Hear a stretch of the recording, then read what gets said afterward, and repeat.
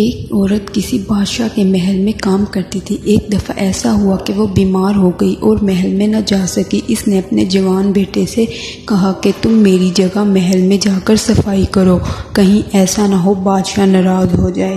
ماں کی بات مان کر بیٹا محل میں چلا گیا۔ صفائی کرتے ہوئے اس کی نظر ایک حسین و جمیل شہزادی پر پڑی تو اس کا دل بے اختیار تڑپ گیا اور شہزادی کے عشق میں مبتلا ہو گیا۔ شام کو گھر واپس آیا، دل بے قرار، رات جا کر صبح تک انتظار کیا۔ دوسرے دن جب محل میں گیا تو جستجو ہوئی کہ کسی طرح شہزادی کی زیارت کر لے۔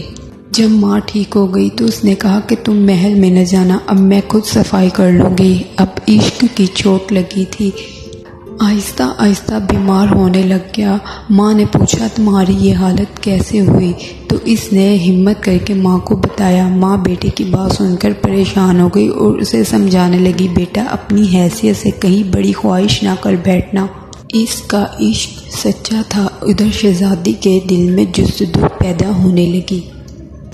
دوسرے دن شہزادی نے اس کی ماں سے پوچھا کہ تم جب بیمار تھی تو ایک لڑکا صفائی کرنے آتا تھا، وہ کون تھا؟ تو اس نے بتایا وہ میرا بیٹا تھا، اب وہ بہت بیمار ہے اور بستر مرگ پر ہے۔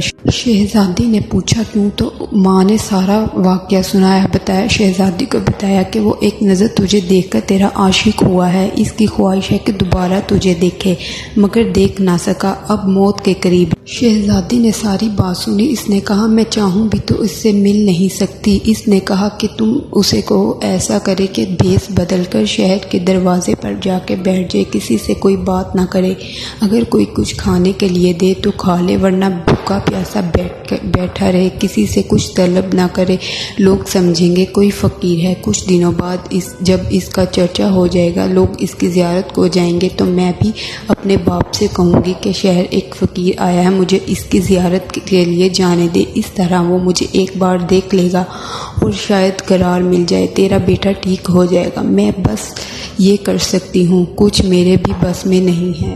اس کی ماں نے ایسا ہی کیا۔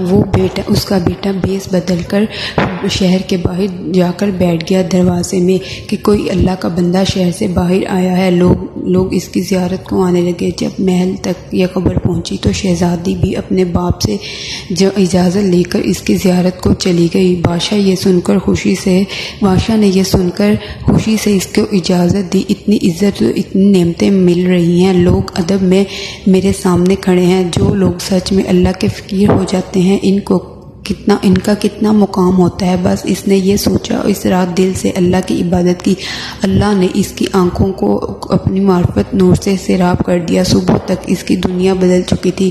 شہزادی جب صبح اس کی زیارت کو پہنچی تو اس کے سامنے آ کر بیٹھ گئی تو اس کی نگاہ اٹھی بھی نہ دیکھا تو اس نے نہ دیکھا۔ وہ بہت حیران ہو گئی اور اس سے پوچھا تو دیکھتا کیوں نہیں؟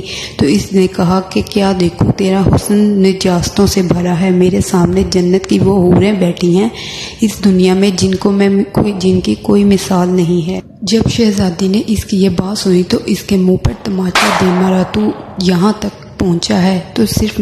جوان نے کہا اگر تجھے بھی ایسی زندگی چاہیے تو دنیا چھوڑ اور میرے ساتھ بیٹھ جا۔ اس شہزادی نے بھی دنیا ترک کی اور وہ عارف بن گئی، وہ عارف بن گیا اور وہ عارفہ بن گئی۔ عشق حقیقی کی حقدار بس ذات خدا ہے۔